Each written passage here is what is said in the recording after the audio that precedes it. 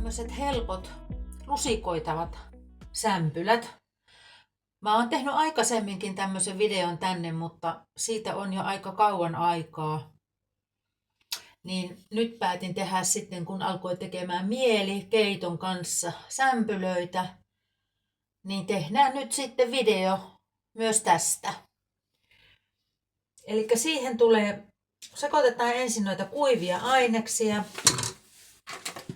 Mä laitan tänne 2 desiä kaurahiutaleita.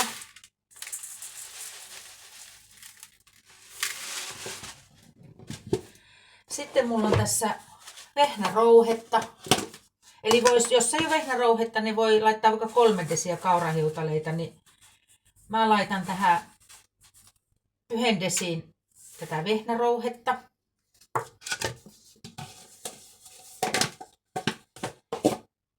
Sitten mä laitan siihen 1 desiin ruisjauhoja.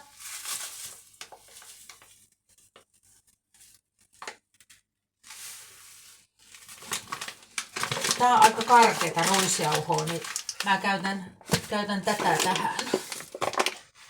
Ja sitten laitetaan vehnäjauhoja. 2, 3, 4, 5,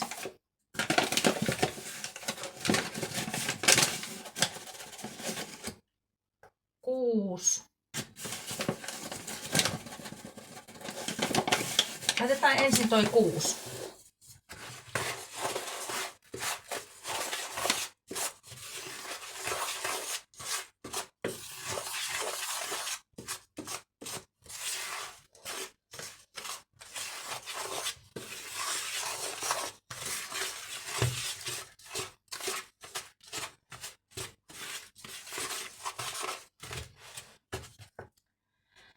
Sitten sekoitetaan tänne kuivahiivapussi. 1 sunnuntai kuivahiivapussi. Tässä on 11 grammaa.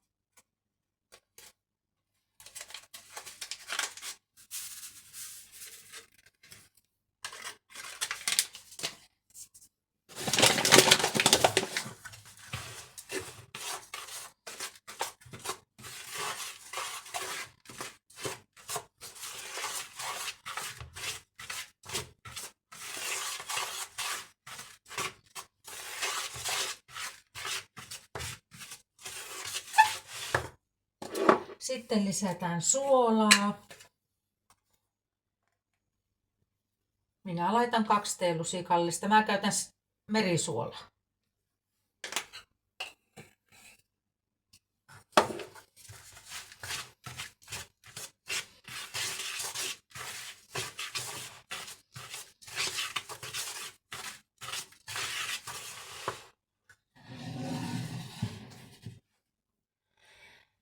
Sitten mulla on tässä lämmintä vettä. Se on plus 42 asteista ainakin. Eli semmoista reilusti kädenlämpöistä lämpöisempää. Niin mä mittaan tässä nyt 6 desiä vettä tänne. 2, 3, 4, 5 ja 6. Sitten sinne laitetaan hunajaa.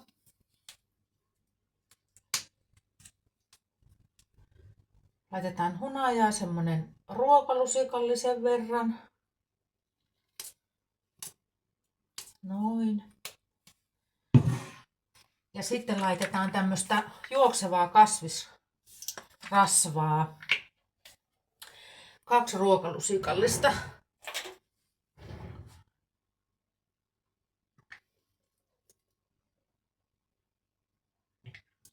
Noin. Ja sitten sekoitetaan puuhaarukalla.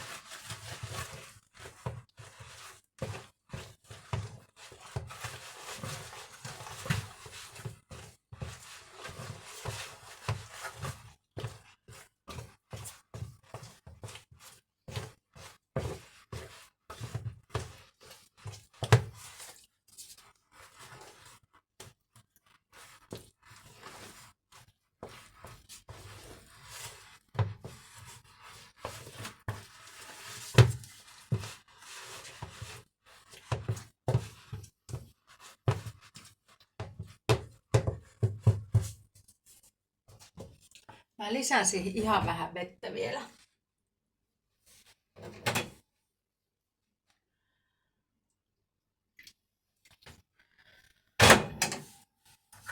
Se saa jäädä löysäksi.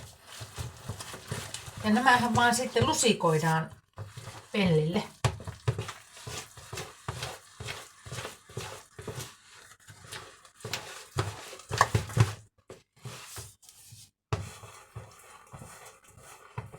Näin.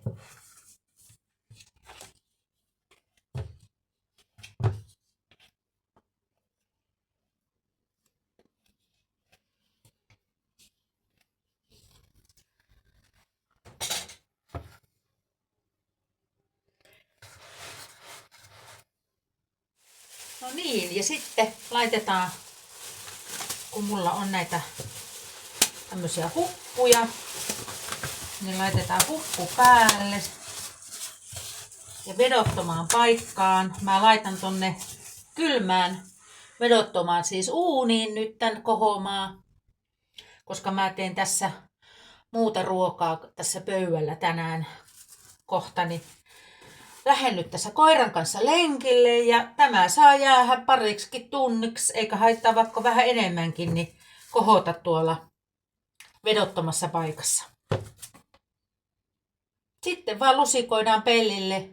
Ei enää sekoiteta taikinaa, lusikoidaan pellille, ei enää kohoteta ja paistetaan uunissa 230, 230, mahdollisimman aika lämpöisessä uunissa paistetaan sitten. Ja palataan sitten asiaan. No niin, nyt on ollut 2 tuntia tämä tuolla vedottomassa paikassa. Ja tämä on nyt tän näköinen.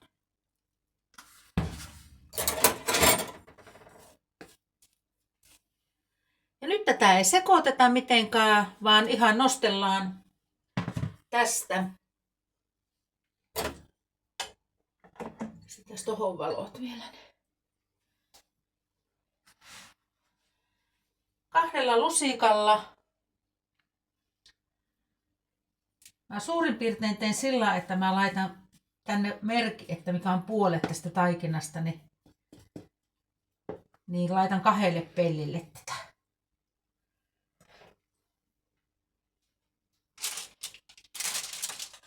Tämmöisiä kekoja.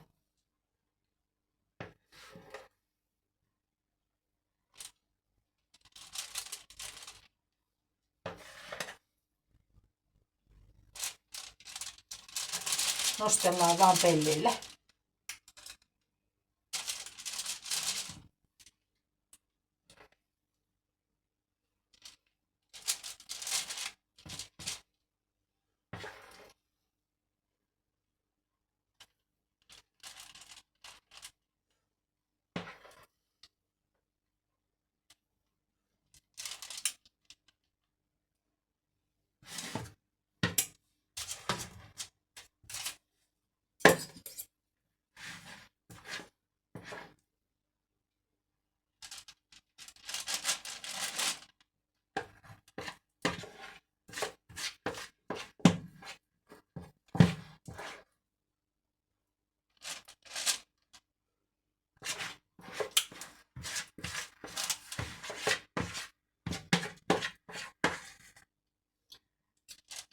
Ja nyt on puolet tuosta taikinasta tässä.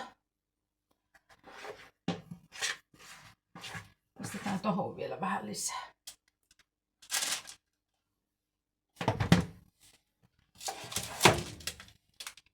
Noin. Siinä on 8. Sitten tehdään lisää.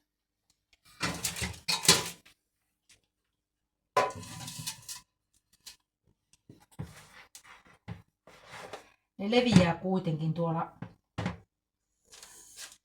uunissani.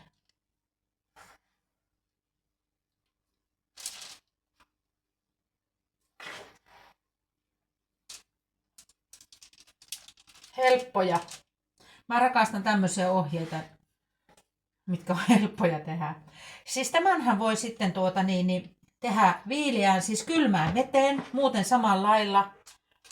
Ja laittaa yön yli jääkaapissa kohoamaan. niin seuraavana aamuna sitten lusikoi pellille ja tekee sämpylöitä. Eli yön yli sämpylät. Mutta kylmään veteen sitten sekoittaa sen hiivan. Joo.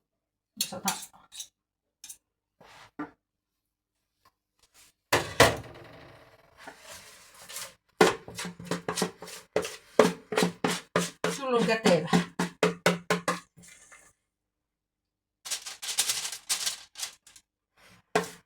Ja nyt mä jätän nää tähän siksi aikaa, kun mä laitan nyt vasta uunin päälle, niin ne saa sen aikaa olla tässä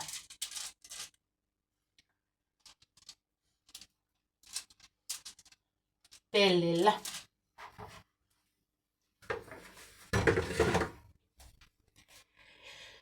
Kahdeksan ja 7. Eli 15 sämpylää. Ja nyt mä laitan sitten uunin päälle.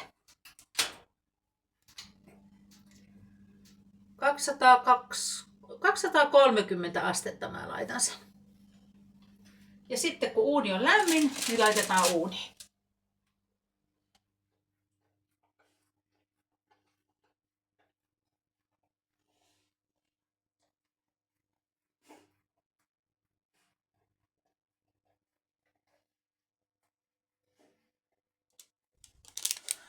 Nyt on uuni lämmin. Laitetaan tämä paistumaan tuonne toisiksi ylimmäiselle tasolle.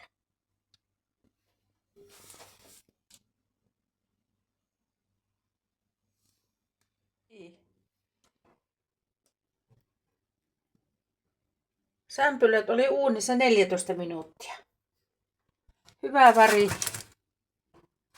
sieltä. Ja sitten samalla lailla paistetaan toinenkin pelti. Nam nam.